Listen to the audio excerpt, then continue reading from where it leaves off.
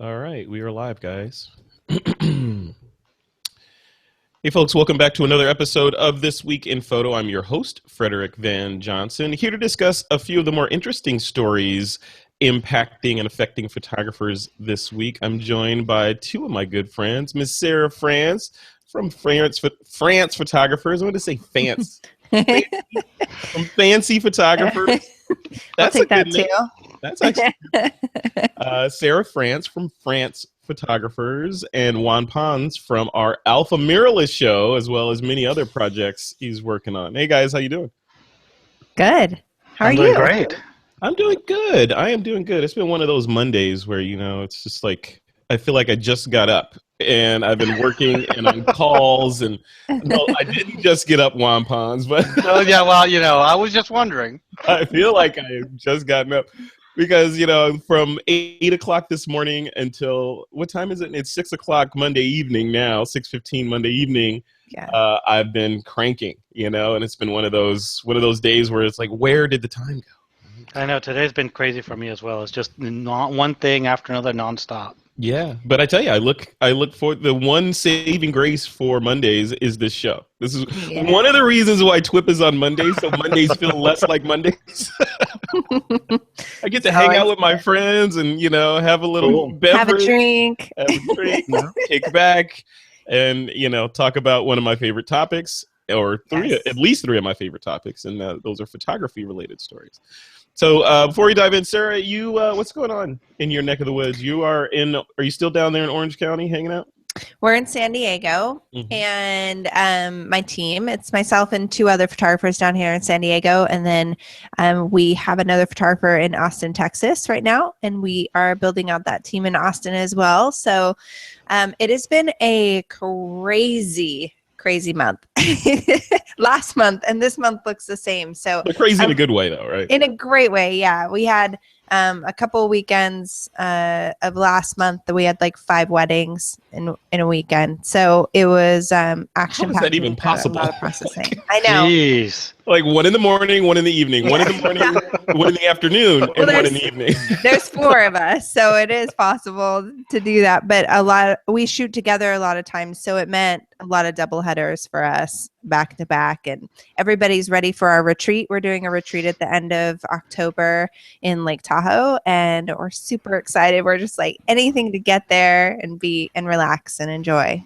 That's so cool. Well, congratulations on your success. I know you're crushing it. That's great. Yeah. Sarah, you've always been like the branding maven and attention to detail on color palette, font, everything with regard to your business. And now you're extending that into this France kind of, we don't want to say monopoly, right? We'll say empire, right? Empire. That's good. Yeah. Yeah. Yes. Soon to be monopoly, but let's start with empire. Exactly. Right. Well, welcome back to the show. It's good to have you on. Thank you. And also Mr. Juan Pons, one of the hosts of the skyrocketing Alpha Mirrorless podcast. How's it going, Juan? I'm doing great. Just getting ready here to actually hang out with you, right, at the Out of New York photo conference in just a few weeks. That's right. That's right. What are you going to be talking about at the conference? I think I have a couple of different things. I'm going to be doing a talk on Lightroom. It's actually going to be more like a little mini workshop on Lightroom. And I'm going to be talking about my passion, which is wildlife photography. I'm going to be talking about that quite a bit. And then we're going to be talking about gear in one of the sessions as well. Yeah, which is going to be, like you said, you're going to make me cry. So that's a challenge. My goal is to make Juan Pons break down on stage like a little girl whose dog got taken away. Is there going to be video? I want to see this. No video. Yeah, and then I think I'm going to I'm doing a photo walk at the Brooklyn Bridge, which should be pretty fun. I think it's sold out already. Yeah. So that'll be kind of cool. But the crazy thing is, I come back from that. I'm home for like 2 days, and then I head out to Scotland to lead a photo workshop for 10 days in Scotland. Then I come home. I'm home for 3 days, and I head out to Cuba to lead another 10-day workshop in Cuba. Wow. Then I come home, and I'm home, I think, for a couple of weeks, and I'm going somewhere else, but I don't even know. I haven't looked that far on my calendar. So you come home, and then there's marriage counseling, and then you take off. Don't have time for that. Are you kidding me? You got to build that. You should just build that in with your accountant. So at the end of the year, you can say, "Let's just set aside this much money for the Nerds Council." I get to write it off. It's part of the business. Exactly, it's a business expense. Yes, it is. Come on. All right. Well, welcome back, man. It's good to have you on as well. Thank you. Glad to be here. All right. Well, let's dive in. There's a couple of stories that are really interesting this week. The first one is kind of back to the old TWiP, right? We typically like to get into controversial topics from time to time, and this one comes to us from Petapixel, and the topic is photographers upset by Ask First stickers at BDSM Folsom Street Fair.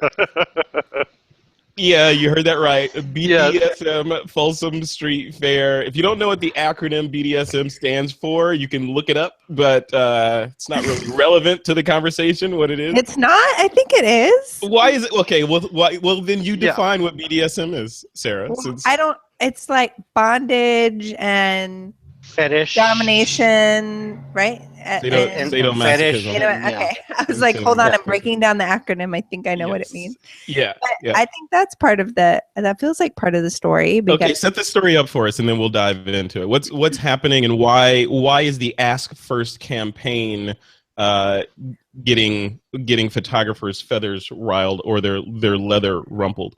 It's basically a sticker that a lot of people are wearing saying "Ask First," which means basically like don't take my picture unless you ask me first. But in all fairness, when reading kind of the article and all the details of it, there were some general recommendations. Like, of course, if you're doing like a portrait of somebody, a verbal like, is it okay if I take your picture, was really the ask first. But there's also nonverbal communication that they talked about, or eye contact, and somebody, giving them a head nod, stuff like that. So it's not necessarily get the smile, like point at your camera and thumbs up. Yeah.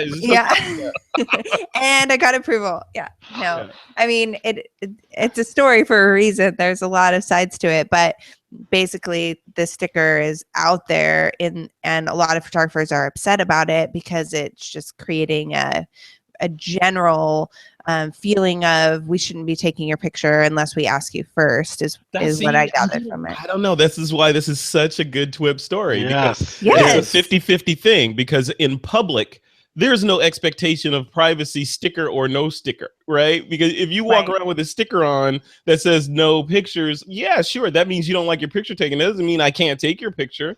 Right. You know, by law, I can take pictures. If you don't want your picture taken, you need to go into a private place there, and then you can put all the stickers you want up, and nobody can take photos. But on the other side, there's always two sides. On the other side, if someone doesn't want their likeness captured, they don't want to be on camera for whatever reasons, then photographers should respect that, So I don't know. I mean, by law, there's right and then there's morality, right? So on one side, the legality of it all says, yes, you can take pictures in public places, but the should you comes in, especially if someone says, ask me first and then I'll make that decision, then that's kind of morality. But I don't know. Juan, what do you think? Well, this is such a landmine, and it's almost like our current political landscape. There's so much here to grab onto, I think that if you're out in public, and I know that people are a little bit sensitive because I actually looked this up while we were talking. What BDSM stands for? It stands for bondage, discipline, dominance, and submission, and sadomasochism. Wow. That does sound like our current political time. Yes, it does. Also known as election. This is not a political podcast. It is not. I know the listeners always revolt at me because I bring politics up. Yes. All right, no more politics. Well, no more politics. That's it. Well, I mean, we are in a public. These people are in a public area. I mean, Folsom Street in San Francisco, right? It is absolutely a public area. So I'm not so sure what the expectation is that these folks have for privacy. I understand if people are in a public area engaging in a private communication or private activities with somebody, trying to be delicate here, that's one thing. But private meeting, But when you're in a public area with hundreds and hundreds of people, I mean, what is your expectation of privacy? There's 50,000 people looking at you. Oftentimes there's spectators looking at you. What's the difference between having 50 live spectators versus someone taking your picture and sharing it? I think this is. It's like going to Burning Man and saying, "Hey, don't take my picture." You know. Well, like, they were saying that the stickers were at Burning Man too. Right, which is absolutely ridiculous. I mean, I think this is ridiculous. I think this is going a little too far. Okay, Juan thinks it's ridiculous. Sarah France, is it ridiculous, or is it? Do you agree with it? I mean, I think that there's a general rule of thumb that we need to just appreciate as photographers is that in these public places, obviously, when people are wanting to be looked at and wanting to be visible, like, of course, you would think they want to have their picture taken. And I think these stickers are almost making them think like they shouldn't. And maybe oh yeah, you should ask me first. So I agree that I don't think it's sending the right message to these people that are wearing it, or to these big gatherings. And I definitely feel like at Burning Man and these places, like, people go to experience this stuff, but there is the other side that maybe they go to experience it, but it doesn't mean that they feel like they should be, in their eyes, like, exploited or have a picture kind of show up all over the place of them, and they're concerned about that, and they just want to be like free and free spirited and with a group of people and not be photographed. So I can really see both sides, and I think from the photographer's perspective, if somebody is wearing a sticker like this, it doesn't hurt to, like, ask them. It doesn't hurt to get the, eye contact. It's okay kind of agreement as well. But in a group setting, if you're taking like a large picture of a group of people, I wouldn't worry about it. Like, it's not like that's going to be a portrait that's depends on what that group of people is doing, and if you plan on running for office later. Right? So. You shouldn't be there if you plan on running for office later. Yeah. I have a question here. I have a question. If you're in an event like this and you have to ask for permission, don't you lose some sort of a spontaneity in the portraits or the images that you're making? The fact that you're going up to people saying, "Hey, can you please, can I take your picture? Can you post me?" You've completely lost the moment, and you completely lost the spontaneity. So I'm not sure how realistic this is. I mean, if you want the privacy, in an event like this, have an event in a private setting where only people who are invited can go to, and then that's a different story. But if you're in a public area, I don't know. I think it's fair game. How about this? There's an issue underneath the issue. So I think the top level issue is ask first. They don't want pictures of them taken. I think what they're really getting at is, don't post my picture on social media without my permission, right? But you will never get it because they're strangers. You're never going to see them. Like, that's the hard thing about this, is that Facebook knows all. Facial recognition, they'll find you. Yeah, they'll find you. Yeah. Well, and legally, I mean, photographers do have the right. So it comes down to, this is more of like a preference thing, but honestly, people don't really have any backing for it. So it doesn't really matter. It's like a polite request, because if you take a picture of somebody, you upload it and it's on social media, Facebook's robots look at the picture and tag you in it, and it shows up in your feed. What's your legal recourse? You can untag yourself, of course, but beyond that, you can't say, "Hey, right, I cease and desist, take my image down." And the guy or lady will be like, "Hey, that's my image, I posted it." Hey, also, can this actually incite some violence when out of the location? A photographer that's actually taking an image when people feel entitled or protected by this little sticker, all of a sudden the photographer gets accosted by a mob. Well, that happened. That happened actually a couple of years ago in Los Angeles. We did a story about that on TWiP, where these tourists in Los Angeles were taking photos, and they decided it'd be a good idea to take some photos of some homeless people sitting on the side of the road, and ended up being murdered by the homeless people that were like, "You take my picture, I'm going to take your life," right? So, that it could get, that's an extreme of the situation, but you never know, especially if you're taking someone's photo without their permission. You never know if that's the last straw to an overall bad week that they've been having. And they're like, if one more person takes my picture, I'm gonna go off. And you show up with your iPhone and snap a picture. Yeah, right? So. And people are definitely don't understand like the law in a lot of these cases. I mean, we do because we're photographers, but not everybody understands that's how it is. And so these kind of messages can be very confusing. I could definitely see how that could cause some issues as well. Yeah. Yeah, I don't know. Sarah, switching this over to weddings, like, do you have, when you're doing a wedding and you're the official photographer, that in your contract to the bride and groom, do you have a stipulation that says something around, like, we're the only ones that can take photos, or during this particular part of the event, only we can be taking photos? We do have a part of our contract that says that, but as just like a general rule of thumb, I haven't ever had to like exercise my right in that area, really, because I want guests to feel like they can do what they want, but I'm still going to get the shot. It's during family formals, really, because Aunt May will look at, her daughter who's taking an iPhone photo instead of looking at me when I'm shooting 20 people, and I can't tell that Aunt May is not looking at me. So that's the only place where it causes some issues, and we just have a tendency to be like, okay, everybody, like, look right at me, everybody make sure, a ton of kind of ways to get people's attention, but we have it in there just in case there's some sort of situation where they've got an Uncle Bob who also is going to shoot family formals, and we don't have that in the schedule, whatever. So I've never had to exercise it, but we do have it in there. But we also have something in our contract that says, basically gives an image release for anyone that's at the wedding that says, as a general rule of thumb, that we're going to be taking pictures and posting from anyone that's at your wedding, in your wedding, or you. Yeah. So how do you when you're participating in BDSM type events, how do you keep people from taking photos of you? Like, he's laughing already. He like knew what you were gonna say. I knew exactly where you were going with it. If you're watching the video, Juan Pons just turned the same shade as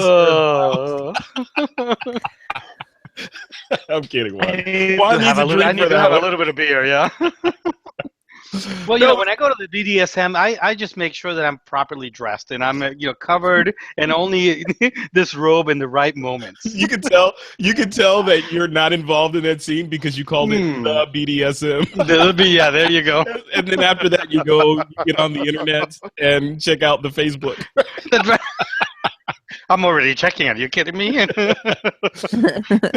But in all seriousness, you look at this and you could be wearing the sticker. But to a lot of photographers, that sticker will mean, walk farther away and put on a longer lens. Right?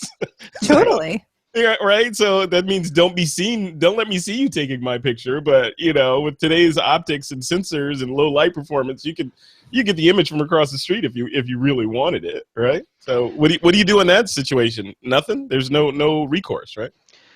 Well, I mean, I think it's just like, if you've ever been to the Castro district in San Francisco, I mean, there are all sorts of... That's where you hang out, right? I mean, it is a zoo in there, and, it's a free-for-all. And if you're there doing a public exhibition, I'm not sure what expectation of privacy you really have. Yeah.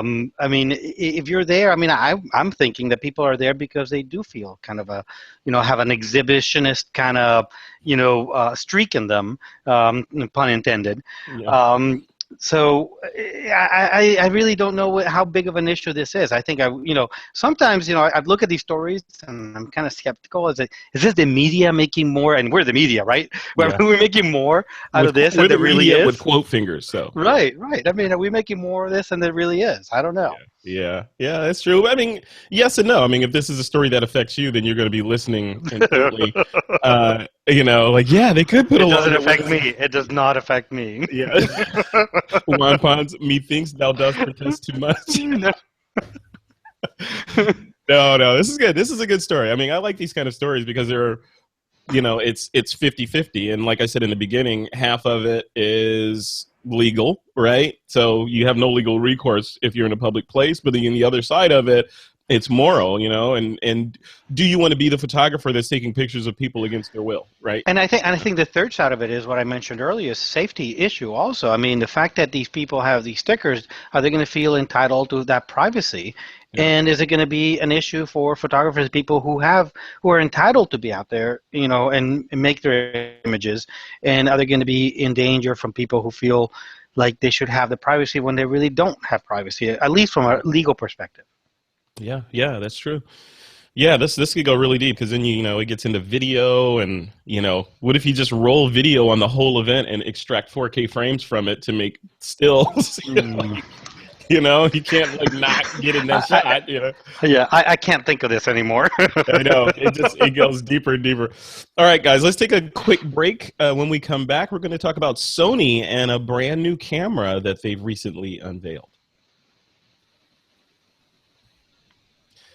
All right, we're back. This next story is about Sony, something that Juan Pons is near and dear to Juan's heart. So, Sarah, you're not in the Sony camp yet, are you? I remember last time you were on. Yet. I love how you said yet. No, because last time she was contemplating the move. Yeah, I am. You're still contemplating? You haven't jumped? No, I got the Sony AR7 II. I've been shooting with it for. Oh, you got it. Okay. Awesome. A month and a half. Oh, are you happy? Have you switched completely from Canon? I love it. Yeah. Yep. Wow. I brought. We went to Denver to shoot a wedding up in Beaver Creek, which is up above Vail, and I just brought my Sony gear, and I was like, oh my gosh, I'm just bringing Sony gear. Was that the first time that you you went commando with Sony only? Yeah, totally. I mean, I think mostly it's just my muscle memory from my hand coordination with my brain that I was getting really used to, trying to figure out, okay, where's this button on the Sony, or where do I want it to be? So it wasn't really that I wasn't wanting to switch over right away from Canon to Sony because of the gear. It was just because of like me learning it and feeling comfortable and all that. I was bringing my Canon a lot just in case I felt like unsure about something. I was still learning your Linus security blanket, right? You've got to exactly. Just in case, yeah. Which is such a pain because that security blanket weighs a lot. So it's like floating around a rolling bag of security blanket on every wedding. I'm like, ugh. Well, it's good training though. I mean, it's that security bowling ball bag is your incentive to learn that Sony faster, right? Exactly, for sure. Well, I mean, that's exactly the same process I went through. I mean, mine was a sort of slow migration from one to the other because of that same exact issue of the muscle memory. You know, I had been shooting Canon for, I don't know, 15 years or something like that, and I knew those buttons. I didn't have to think anymore. It takes a while to break that cycle and kind of, pick that up. I was carrying, Canon gear with me, out to Alaska, out to, different parts of the world, along with my Sony gear just because of that same thing, that security blanket. So you're not alone. Yeah. Well, Sony has upped the ante again. They've unveiled a new camera body called the A99 II. It's a 42 megapixel full frame A mount body. So this is a big guy, right? So I don't know, Juan. Tell us about this. You're the Sony guy. So Mr. Alpha Mirrorless, tell us about this new Sony. Well, I mean, the cool thing about this is that it has the same sensor as the A7R II, but it is in a lot of respects kind of a much more action-oriented camera. The autofocus on it is even better than the A6300, and it has kind of the ergonomics of that DSLR, yet it's not truly a DSLR because it has a translucent mirror in it.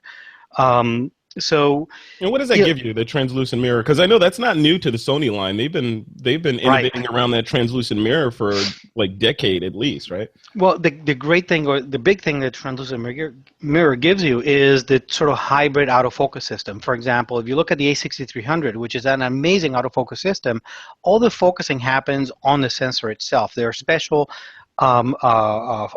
autofocus areas in a sensor that do the autofocus. But with this, you have the traditional autofocus sensors from a DSLR, as well as the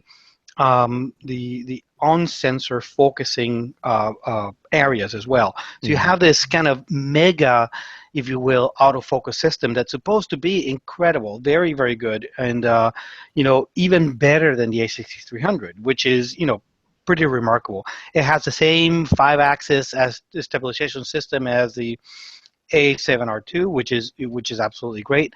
But I'm thinking that this is an A-mount camera. What you're seeing right now is a plethora of lenses coming out in the E-mount system, which is what which is what the Alpha with the A7 and that series camera. The 6300, correct, is a totally different mount system. So in a way, it's kind of you're kind of dividing your resources, and you have lenses that are being developed for the A-mount system, lenses developed for the E-mount system. Now, granted, there's a lot more lenses on the from Sony on the A-mount system today than there are on the E-mount system. It's older. It's older, including it came back from the Minolta days, including 500 millimeter lenses and all that kind of stuff. But so a lot of people are excited. I think a lot of people thought that the A-line or the A-mount system was dead, because so much emphasis has been put on the E-mount system. And that's one of the reasons why we put this story in here, because one of the questions I wanted to dive into is Sony's enjoying and leading the mirrorless market in a lot of ways. Well, they're leading the mirrorless market on full frame, right? But they're the ones to watch, and people. It's for a lot of photographers. It's not a matter of if, it's when they're going to switch over to Sony. So to the Sony A7 mirrorless kind of line of bodies and the A6300 series of cameras. Why is it that they put money behind what seems like legacy technology? Is it because of the installed base and, like you said, the library of lenses that are out there already, or what? I mean, I think it's because of the install base that's out there already. They're pretty vocal install base, although a lot of people have switched over. So I mean, you have to ask Sony, as we know, getting information out of these Japanese companies is absolutely almost impossible to do. So I'm not understanding, thinking they have said, though, that they're committed to the A-mount system, and they're going to continue to develop the A-mount system. I don't know what that means, but I know that the real innovation and the real development is happening in the E-mount system, because we're seeing cameras after cameras coming out. For example, people have speculated now with this new camera coming out, with this A99 too coming out, that there's going to be an A9 camera to rival the A7 camera. Of course, yeah. So on the E-mount system. So I mean, who knows? I mean, this camera looks great, but I think that for a lot of people, what was it? Wayne Gretzky said, "I don't look where the puck was, is where it's going to be." Yeah, I think where things are going to be is the E-mount system. I mean, that's where everybody's eyes are focused on. Your advice would be, okay, what is your advice? Because there's a number of, this is like a Rubik's Cube, because if you're already in the A99, you already have an A99, or you're in the A-mount ecosystem right now, and you're like, oh, great, finally, there's a body I can update to. I don't have to worry about going to the A7 and replacing all of my lenses. Should they do that, or should they just bite the bullet, sell all of their A-mount stuff, and jump over to E-mount? It really depends. I mean, it's almost the same dilemma as people coming from Nikon or Canon. It's whether, what's your pain threshold for actually moving from one system to the other. And, luckily for us, the movement is actually pretty easy, because you have these adapters so that you can actually transition by using your A-mount lenses on the E-mount system. Same thing with Canon, same thing with Nikon. So you can actually do a smooth transition over from one to the other. You don't have to do sort of a wholesale. So it really depends on whether you're someone that craves the new technology, the latest and greatest, then stick with the E-mount system. But if you have, a lot of glass and you're committed to the A-mount system, or that's your preferred system, at this point there's nothing there to entice you to move to the E-mount system today. Now, what's going to happen tomorrow? Who knows? But I would say if you're in the A-mount system, right now you have that sensor, that A7R2 sensor, which is right now the leading sensor in the industry. It's on that camera too. So why move? The camera, man. Sarah, have you held a Sony A99 before, or one of these Sony DSLRs? Yeah. They're beautiful. They're like, yeah, I think they're one of the unsung heroes of the photography world. People are always talking about Nikon and Canon, you know, but when Sony with this A99, it's like, it's beautiful. Yeah. It's a work of art. I wonder why they don't get more play. Well, go ahead, Sarah. I think too that it'll somewhat depend on what kind of photographer you are, because I feel like the A99 is positioned more towards like landscape photographers or photographers that are shooting out in the safari or whatever. So the action type photographers as well. Right. Whereas the A7R2s are more positioned for wedding photographers, portrait photographers. So it just depends. I think the nice thing is that Sony is showing a commitment to their existing customer base, and they're also showing that they're still going to be the innovation leaders in the industry right now. And I think it's actually, that's why I'm the most impressed with Sony, is that they're making moves and they're making them quickly, and they're not like sitting around and spending forever to release new technology and then it not even be that advanced.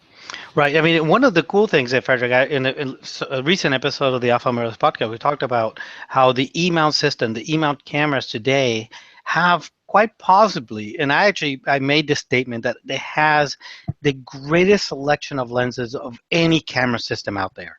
And the reason for that is because you're seeing all these manufacturers coming out with native E-mount lenses. Mm-hmm. Right, so you have all the lenses from Sony, all the lenses from Zeiss, all the lenses from Rokinon, all the lenses from Sigma. They're all coming out with E-mount system, but you also have the adapters. Yeah. So now you have the entire selection of Canon lenses. That list of lens manufacturers you mentioned are also coming out with micro four thirds lenses as well. So, you know, I don't know if you can make the statement that it's the best lens lineup, but it is good. You know. But when you consider the adapters, though, now you can add on top of that the whole line of Canon lenses at your disposal. I use Nikon lenses on my micro four thirds camera all the time. Metabones speed booster. Speed booster works like a charm. But you lose, obviously, autofocus and all that stuff. You do lose autofocus? I have a question for Juan. Yeah, go ahead. I've been trying to figure out what adapter to get for my A7R2s, and to use a few of the Canon lenses that I love that I feel like Sony doesn't have yet, which is like a 24-1.4, which I love. And they just came out with a new 70-200, which I'm really excited about, but it's hard to get a hold of. So which one of those adapters, are there any that can work for wedding photographers who need that like autofocus speed? Oh, absolutely. Wait a second. Are you telling me you don't listen to the Alpha Mirrorless podcast? Busted. I know. I'm like, you could just recommend a link to me for that episode I should have listened to. AlphaMirrorless.com. AlphaMirrorless.com. No, there is. I mean, I'm a wildlife photographer, so if I can shoot wildlife with the Canon lenses and the E-mount system, you can certainly do weddings as well. It's pretty equivalent, I would say, to the two. And the one that you want to use, certainly for the Canon system, is the Metabones adapter. You want the Mark IV adapter from Metabones, and you'll be amazed as to the autofocus capability that you'll have when you use that adapter with your E-mount cameras. That is cool. And does that particular adapter increase your light sensitivity? No, it does not. The one I have gives me, I think it's 1.5 or 2 stops of additional light in the lens when I use it with a Nikon lens. Yeah, no, that's the speed booster. This one has absolutely no glass in it. It is just a tube with electronics in it to actually pass through the autofocus signals and all the electronics. So the lenses seem, and you have image stabilization, you have autofocus, it looks just like a native lens on your Sony E camera. It is amazing, and that's the advantage of the Canon system, and I'm not trying to pick sides here, but that's the advantage of the Canon system versus the Nikon system, because when Canon switched systems, they actually kind of abandoned their user base, right? And they went to the EOS system. Mm-hmm. Nikon, kind of kept the legacy system alive. And what that's happened, what that has caused, is that the autofocus system in Nikon is kind of a nightmare for engineers to try to reverse engineer.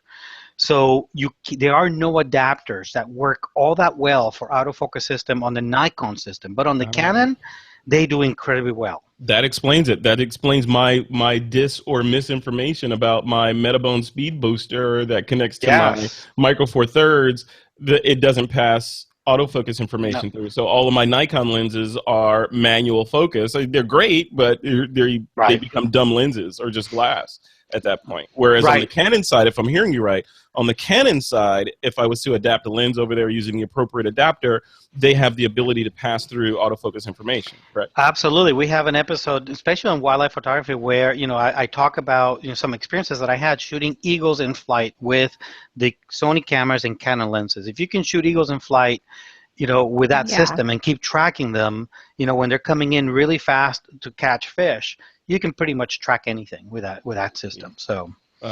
Sarah, you're the TWiP listener question of the week. So I'm on Amazon right now.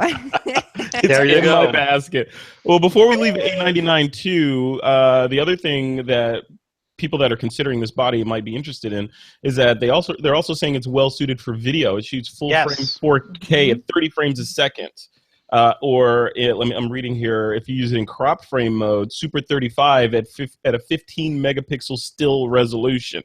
It can do 4K at full sensor readout with 1.8x oversampling and no pixel binning. And if you want to shoot 1080, if 1080 is enough for you, you can shoot at 120 frames per second for slow-mo, that's a beast. I mean, I don't know what the output, because I know like on some of the Panasonic, like the GH4, they do all these crazy cinematography, compression algorithms that they have in there. I'm not a cinematographer, but they have all these different modes. Like they'll record in lossless and basically raw flat that you can color grade later and all that.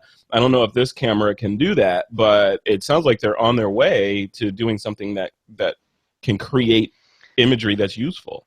Yeah, my understanding, I may be wrong here because I haven't really looked at the video specs on this camera, but it can record up to 100 megabits per second on the card itself.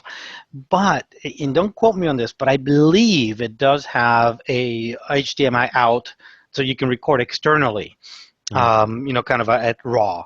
Yeah. But I'm not 100% sure. But I mean, people are saying that for video, this is probably one of the better Sony cameras for video.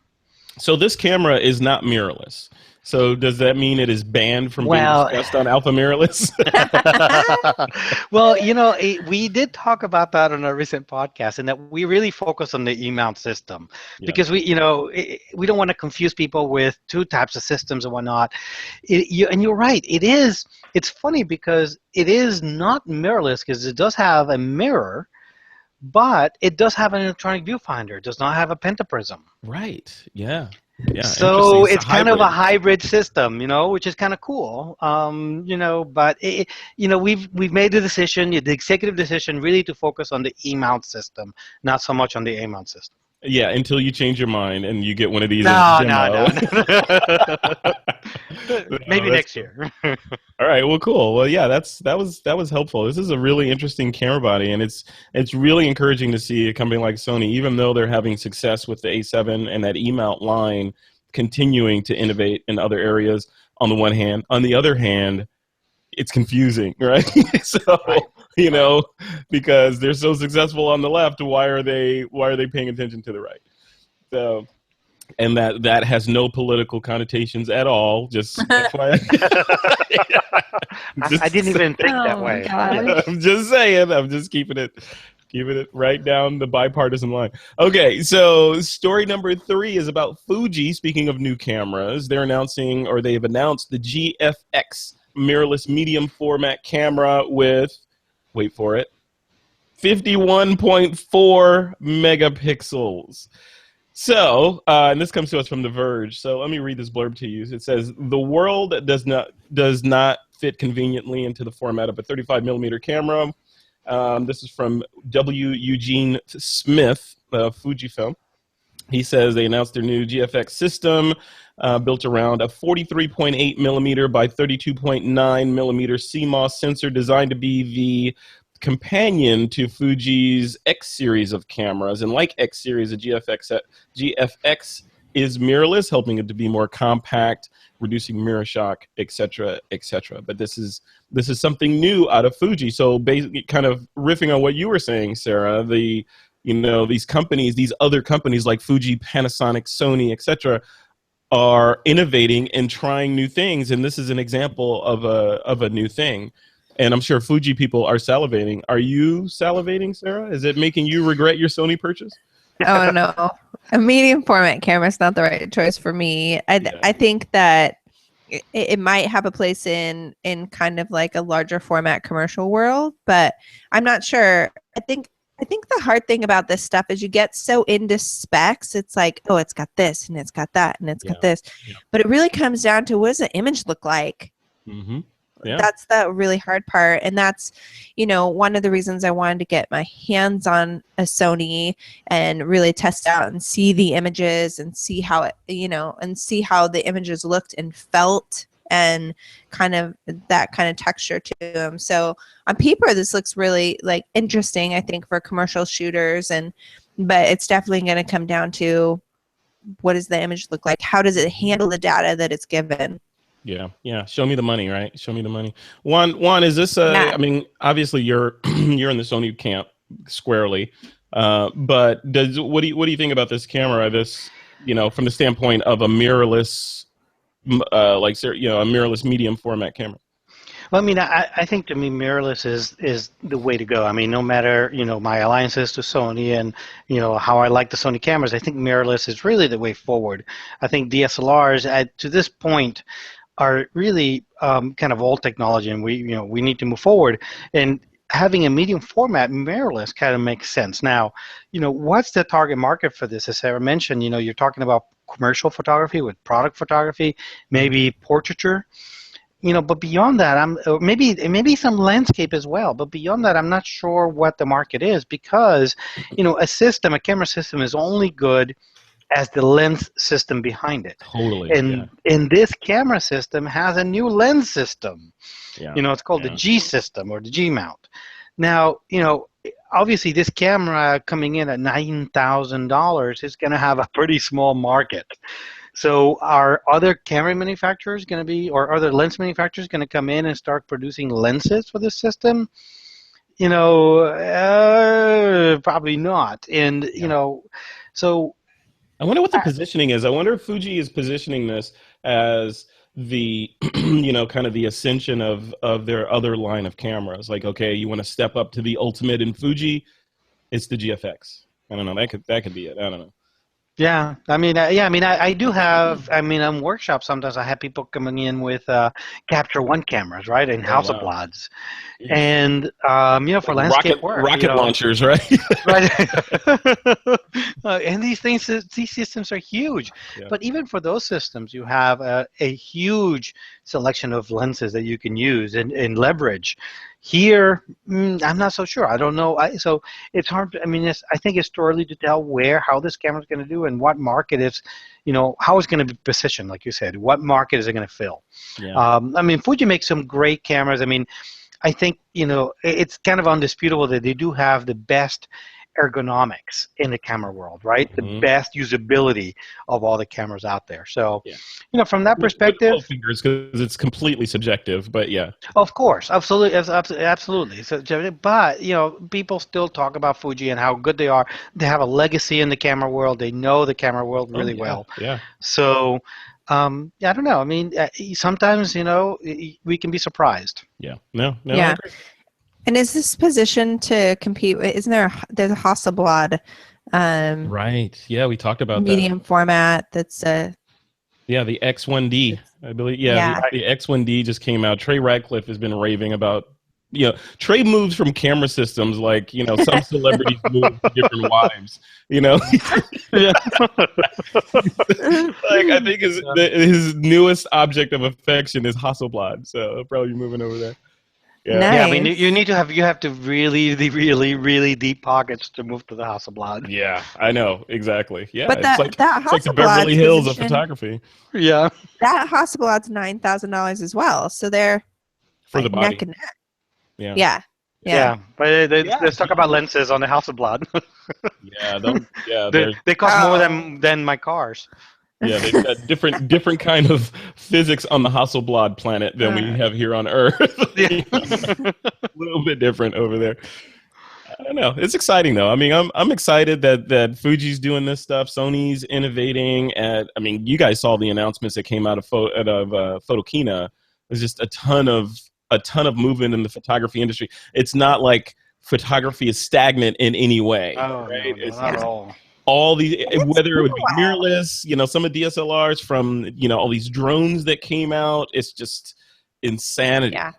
I don't Yeah. know. Yeah. I feel like for maybe like the last 10 years or so, it was like Canon, Nikon. We were just waiting for like, what's the next Canon going to be? What's the next Nikon going to be? And for a while there, I was just getting disappointed. I was like, oh, that was cool, but that took 5 years to come out, or 3 years, or whatever. And honestly, I was expecting the next Canon, ridiculous, from the 5D Mark III that we have, 4. Do we have? I don't even know what. 3, and the 3, and now the next, 4 just came out. Yeah, the 4 is right. new. So when the 4 came out, I was like in the transition of getting a Sony, and I was like, oh man, the Canon's going to come out with something great. They announced it. I went and checked the specs and the information. I was like, you've got to be kidding me. I mean, this was how long in the making? I could not believe that they hadn't gone farther with the technology to at least like try and one up the game. So it's like, I mean, yeah, you're totally right. It's like, you're waiting on your significant other to go out, to get ready, and he or she's upstairs getting dressed, and they're taking like 3 hours to get dressed. They better come down looking fantastic. If they come down looking anything less than stellar, then you're going to be like, really? I waited all this time for that? Same thing with these guys. Right. Like, this is the equivalent of Canon coming down the stairs with, shorts and Birkenstocks on when you guys are going out to dinner. I mean, having said that, I think that, the Canon 5D Mark IV is going to outsell all the Sony cameras combined. There's no question about that. Just because of the install base, you think? Right, the install base. They're the behemoth of the market. There's no question about that. For sure. But at the same time, you think about, like Sarah said, is taking 5 years to get here. I almost felt, I came to the point where I was feeling used by Canon. It's like, okay, they're just trying to milk me for money, coming out with as little incremental updates as they can to try to get my money without really giving me real value. Whereas with Sony and some of the other vendors, I do feel like, I'm getting a lot more for my money. You look at the sensor of that A7R2, and it's just something, incredible compared to what you have on the Canon system. DxOMark just came out with their review of the Canon 5D Mark IV, and they said it's the best Canon sensor out there, but it still falls far short of anything from Sony and from Nikon and whatnot. So well, you look at these cameras, it's when you're number 2, you try harder, right? Remember back in the 80s, I think it was, there was it was Avis. Avis had a marketing campaign that said, we're number 2, we try harder, right? So, right. Yeah. It makes sense. I mean, I'm so glad that Sony came in the market, that Fuji's trying to do stuff, that all these all these different companies are out there trying to do it, because it just means it's going to be better for us as an industry, getting more cutting edge stuff where people can't just, cruise by anymore. They're going to lose customers. Yeah. So right now they're moving. They're like the banks, right? Too big to fail. So they have this giant install base momentum that's keeping them alive, no matter how much they mess up or how much they don't innovate. But that is only sustainable for a certain amount of time, because everything from attrition to all of these other companies and technologies nipping at their heels, from the iPhone with its innovation to mirrorless cameras from all directions to, people only have so much money. So if they're like, well, hey, I need to upgrade my system, but that drone that DJI or GoPro released looks pretty cool, so I need some money for that. And these guys haven't innovated in anything in 5 years. Maybe it's time for me to jump into something different and less expensive and spread the hedge the bets a little bit. Yeah, definitely. And I think Sony's so smart or Metabones is so smart in making adapters Yeah. for the Canon lenses, because it makes that transition so much easier, especially when you don't lose autofocus. That was, I think, a big I've heard that out there a lot, that, oh yeah, you can use this adapter, but you lose the autofocus. And Right. it's not true now in the new technology that they've come out with. So that's a really nice thing, and I'm excited to try it out too. Yeah, it's going to be exciting. All right, guys, let's move on. We're going to skip listener question because Sarah, you already asked a host question. Perfect. But that should be a new segment, Frederick. It should be host questions. Host questions. Well, then this will just turn into a big I'll be full of them. Just let me know. I love it. All right, well, let's jump into segment 3. That's our picks of the week segment. This is the segment where you guys get to recommend something to the TWiP army that is photography related. Sarah France, I'm going to let you go first. What is your pick of the week? Well, my pick of the week was the Sony A7R II, but I feel like I've kind of beat that home now. And that the horse is a bloody lenses. pulp right now. I know, man. like completely ridiculous now. So I might have to, while you guys are doing your picks, I might have to pick another one. But okay, you go find another one. Okay. Juan, you tell us what your pick of the week is. Well, my pick of the week is a Mindshift Gear Backlight 26L photo backpack. It actually is a new one of the new backpacks from Mindshift Gear. For those folks that don't know who Mindshift Gear is, these guys are kind of an offshoot of Think Tank Photo. They're one of the best, at least in my opinion, the best camera bag manufacturer out there. And one of the cool things about the backlight is that it's a backpack that opens up in the back as opposed to the front. So you can actually get to your camera equipment while the backpack is still tied around your waist. One of the differences within Mindshift versus Think Tank is Mindshift's camera gears are more geared towards the outdoor photographer. So they have full, very comfortable harnesses and a waist strap to put your weight on your waist as opposed to on your shoulder. So they're much more comfortable. In this bag, what you can do is you take it off your shoulders, you sort of swing it around your waist, and then you can access all your camera gear right from the back without taking the camera backpack off and having to put it down on, wet ground or muddy ground or anything like that. Yeah, it's so smart. That is so smart. I'm showing photos of it right now in the YouTube video. So if you're listening to this, come back to the site and come check it out. We'll link to these as well. What I love about this is that I can carry in there so much gear, especially when we're talking about the alpha mirrorless systems, right? They're so small compared to the DSLRs. I can carry so much stuff in there. It's actually incredible. Yeah, look at this. They've got it loaded down. It is, that's the other thing, man. It is really good to see movement in the camera bag industry as well. And I would credit a lot of that to the Peak Design crazy, ridiculous Kickstarter. They did $6 million for a bag on a $500,000 ask that's ridiculous. And when I met with those guys, I was like, have you gotten any feedback from the other camera manufacturers? Are they egging your house? What's going on? And it's just interesting to see how cool this stuff is coming out. And like we photographers, me speaking specifically about me, I don't feel like I could ever have enough bags. I don't know. I now sympathize with, some women in their lust for different purses and not ever having enough purses, because I feel like that about my camera bags, mainly because you never have the perfect bag for all situations. Right? There's always, okay, well, today is a kind of a sling day. This is a shoulder bag day. This is a backpack day, and then there's different variants on those. I don't know. Sarah, what do you carry around? I'm kind of a geek when it comes to bags too, but I have like one purse. Okay, so I think I'm kind of a guy. I've got like my one purse that's perfect for all my like little stuff, and then I put that purse in my cool gear bags. So I carry an undefined bag for all my weddings. I love that bag because I can travel with it really easy. The insert comes out, and so I put the insert in my checked bag, and then I actually put all my stuff in the little bag and carry it on. So that one's fantastic, and all of us have it. And then we each have like our own customized flap, so it has like our branding and stuff on it. Oh, of course you do. Really, Yeah, of course. because, because that makes the photos that much better, right? Totally. You're like, well, actually, it just makes it so we can tell our bags apart because they're There you go. identical otherwise. There you go. We're going to have to figure something else out, like a different colored insert or something, because we're still grabbing each other's bags at weddings sometimes. It's like, that's my bag. Dang it. Sorry.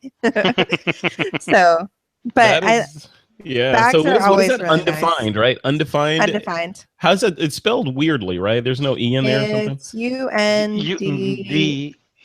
Fine. Hold on. Yeah, UNDFIND. Yes. Yeah. No Sounds E like at the end. So undefined Yes. without the last E. Yeah, we do the 13-inch is the one that we really like. All of us have the 13-inch, and you can do different covers and stuff and get monograms and or get your logo kind of stitched on there or whatever. And a while back, I remember when those guys came out. I think I spoke with them once a couple of years ago, but I remember there were like, it seems like photographers were coming out with their own line. There was like this era of photographers coming out with their own lines of camera bags. Do you remember that? So that I there do. was, yeah. Oh wait, I'm sorry, Sarah. You were one of them. I do remember it. Thank you. You were one of them, but I wasn't thinking about you. I was thinking. I know because it Jessica. wasn't a camera. It wasn't actually a camera bag. Yeah, Jessica yours was more Claire, like an everything bag. It was but like specifically Jessica Claire, Kelly Moore. Yeah, there were bags that were trying to target the female demographic. There's an Ona bag, which is leather. Kelly Moore is a non-leather, and then there's Jessica's the shoot sack. Right, that's what I'm thinking. Is that still around? Did she kill that, or is it still going? It is still around for sure. And the undefined bag really had a hard time getting started because it seemed like a knockoff of that bag. Oh, the actual bones of the bag are very different, in my opinion. Having the structure of a bag versus like the elasticity only was a huge difference in getting lenses like in and out. But they did an interchangeable cover, which was the same as the shoot sacks. They have an interchangeable cover, and so that just became like a huge feud in the industry. You guys didn't talk about it. The wedding photography industry they never have any sort of drama or controversy. Oh, totally not. Yes, but I think both the bags are still out there, so you can take a look at them and choose yourself. I tried a shoot sack to begin with, and I dropped my 35 trying to like put it into the bag quickly, and I was out. I'm like, and I'm out. That's it. Yeah. You don't have needed structure. Wait, you don't have a 3 strikes law, Sarah? Come on. I have a 1 strike law when it comes to dropping a lens. That's it. I would have the same. Yes. Yeah. I love it. Yeah. Same here. I have a 1 strike law on everything. So that's just my way of living. It's like, oh boy. You're done. So Sarah, take us through your pick of the week. I have a feeling it's going to be something related to light modifiers or something cool. Wow. See, you can look into the back end and see what I have Google in my head. You're like, hold on. She's going to choose MagMods. We use the MagMod systems in our studio, and we got these a couple of years ago at WPPI. I think it was their first year at WPPI, and they're just genius. I still really, really love them. And basically what they are is they have a base that goes onto each of the flashes that has magnets in it. And then there's modifiers, and you just put the modifiers on and off, and they are magnetic as well. And there's 4 positions. So each of the modifiers even have different positions that you can put them in. And there's 4 magnets on each of the modifiers. So it's really nice for versatility to kind of say, oh, I want this one. I want we call it a bloop, I think is what we call one of them. The other one's kind of a sphere looking thing.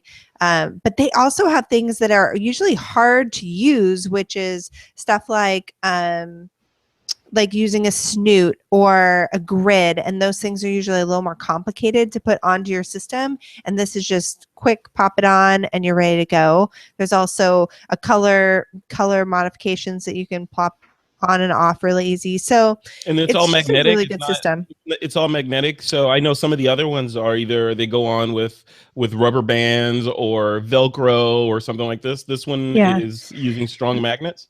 Yep, it's using strong magnets. The only problem we've had with it is sometimes the magnets like attract to each other when they're not meant to. They pull out of there, and then they get it. Then they get attached, and it's like impossible to get them apart because they're so strong. But you're describing my love life, Sarah. I mean, we're just like magnets. Sorry, I could resist it. I know. When I was describing the mag mods, I was already like, "Oh no, I'm in deep water." There's gonna be some sort of joke with this. I can tell. I can't help it. I can't. But you have to go with it. I've learned to embrace my sense of humor and just roll with it. I know. Well, and if you get the mag mod system, you'll notice there are they're very easy to like form and shove into a bag. Cool. But a lot of people say that the bloops feel like boobs. So there you go. So okay. So Sarah, looking at this, the first thing that came to mind was Gary Fong. Fong Dong. Yeah, the Fong Dong. So is this like the evolution of the Fong Dong, or is this something? I mean, obviously it looks similar but different and more of a system. But is it in that same ilk? If people have a Fong Dong system or Gary Fong stuff right now, should they consider this or not? Oh, Gary, I'm so sorry. Yes, I think that this is definitely an evolution to that. And it just makes switching from that sort of a system to something else really easy. So you don't have to basically take the system off and then put a whole nother system on. It's just magnetized. So throw it on, take it off, keep moving with your day, especially for wedding photographers. Yeah. Speed is such an issue when you're looking at doing something really cool. If you can't do it fast, you're not going to get to do it. So, and are these fast? I'm looking at this animation on the screen here. That's pretty cool. Are the magnets strong enough? I mean, you're running around. Like I think wedding photography would probably be the extreme use of these. Are they strong enough to stay on? Like when you drop them to the side and grab another camera body? They're definitely strong enough to stay on. That's not a problem. The only problem is that sometimes the flashes aren't strong enough to hold them up. So that would be kind of the only issue. Oh, you mean like the pivoting mechanism on the flash itself? So if you wanted to go up at like a 60-degree angle or whatever, it might droop down because the neck is not strong enough. It's usually strong enough to hold it, but if you're moving around a lot and doing jerky motions, it may end up kind of like changing positions. So that's probably the only thing. It only really happens with the bloop and with the other adjuster. I forget what they call it, but that one. And which one is the bloop? Is that this thing? That's right the here? bloop, the one she's squeezing. Okay, got it. The silicone looking thing. Yeah. Yeah, and then we take both to weddings because depending on, unless we know for sure what the lighting's going to look like, depending on the room, the bloop might be the right idea, or more of like the cone looking modifier might be a better choice. Because if it's the actual name of this thing, is it called the bloop, or you just? No, I'm totally making it up. Okay. I mean, the name of it's magma, for bloop. Like, where is you're like, hold on, I cannot find bloop anywhere. I'm like, hold on, maybe making up product names on the fly. So it's called the mag sphere is what we call bloop, and the mag bounce is what I couldn't find a name for. So the mag sphere is one that we use to kind of push light all over the place. We use it a lot if there's like white ceilings, light colored ceilings. The mag bounce is really great if you have dark colored ceilings or wood, anything like that, because it'll actually just bounce off of the white and project onto your subject. Wow. Which is good. But yeah, and they're not that expensive either. I mean, for the whole kit, I guess it is $500, but I mean, you make that back. If you're shooting weddings and that sort of thing, you'd make that back relatively quickly, right? Well, and $500 is like their biggest option, but we just recently purchased one for our Austin photographer, and the control kit is a really great place to start because it basically has the majority of stuff you need, but a lot of the fancy stuff you can get later, and that's $244. So it's like half the price, and you don't get you get the colored gels, you get the grid, you get all the rest of it, snoot, all that good stuff. You just don't get some of their newest stuff that's come out. So they have what's called a mag beam kit, which basically magnifies light. So if you are a shooter that shoots on the beach like we do, it's really, really bright out and you can't get enough light out of your flash to kind of compensate. The mag beam is their newest invention, and that one, just for complete transparency, that's the one that David Hobby went in on these guys for several months ago, because I think they were doing a Kickstarter, I think, for the mag beam or some sort of crowdfunding campaign, and they misrepresented by saying that it was taking your strobe and making more light from your strobe, which is, unless you have some sort of dark matter material in there, you can't do it. But they quickly adjusted and said, they changed the verbiage to be more genuous rather than disingenuous. So yeah, cool. Definitely. So you like this? So you have outfitted all of your photographers with the system? Yep, and we're able to like easily interchange and bring different. We don't have to worry about who's got what where. You can just grab what you need, and it's really nice. It's a nice system. Very cool. All right. Yeah. That's the MagMod. See, and you found that quickly. Well, while Juan was going on about that bag. I was like, hold on, I have something cool. Well, I'm going to leave it at that. I do not have a pick of the week tonight. So perfect. I'm going to leave it in, with the Mindshift gear backlight. No, yeah, the backlight 26L. Is that what it's called? Yep, backlight 26L.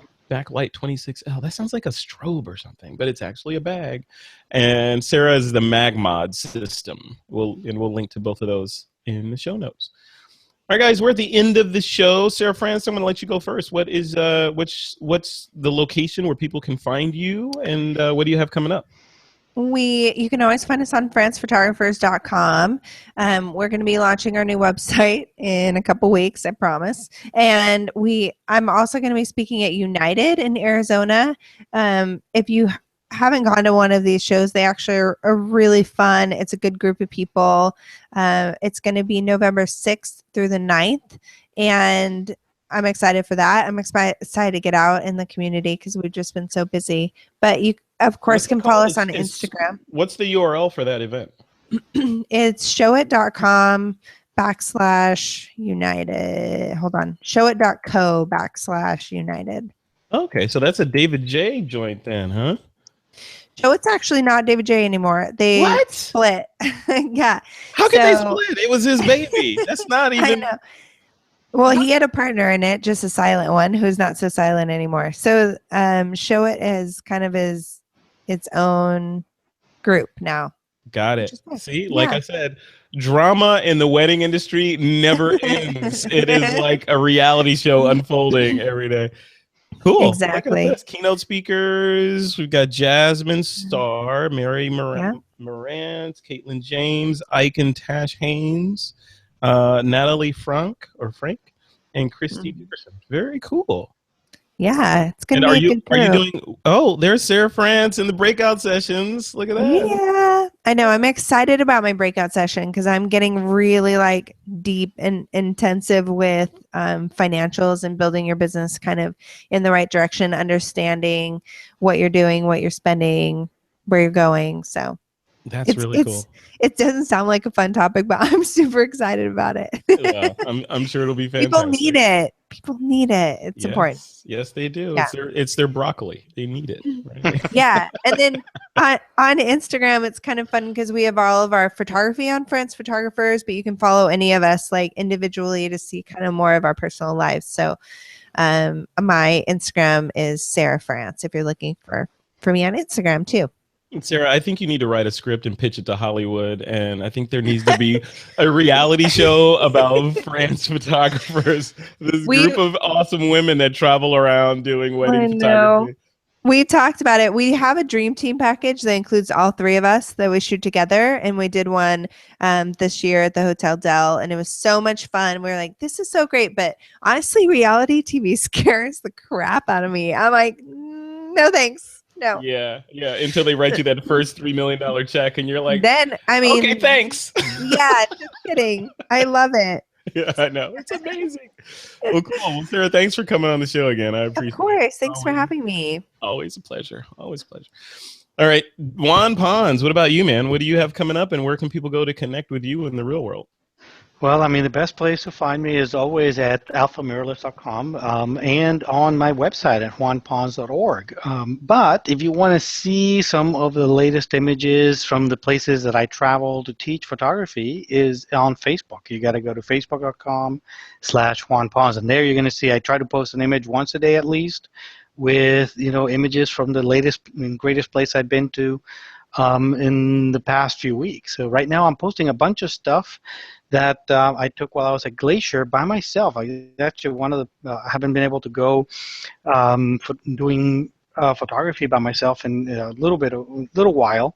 So after a workshop in Yellowstone and Grand Tetons, I took a few days and spent in Glacier by myself, and I'm starting to share those images on Facebook with everybody. So and everybody seems to like them. So that's the dream, right? I mean, we as photographers, well, some of us travel a lot, some of us more than others, but it's usually attached, for me, I'm speaking personally, but it's usually attached to a workshop or some other event, or we extend our trip for some other work engagement to get photos of that location or whatever.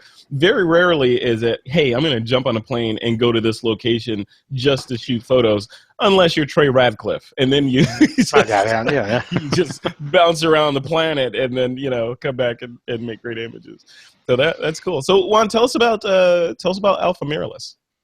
Well, Alpha Mirrorless is, as we've discussed, this should actually be maybe we should release this as an Alpha Mirrorless podcast as well. I know, totally. We talk so much about the Alpha Mirrorless. So the Alpha Mirrorless is a podcast, kind of around the Alpha Mirrorless camera system.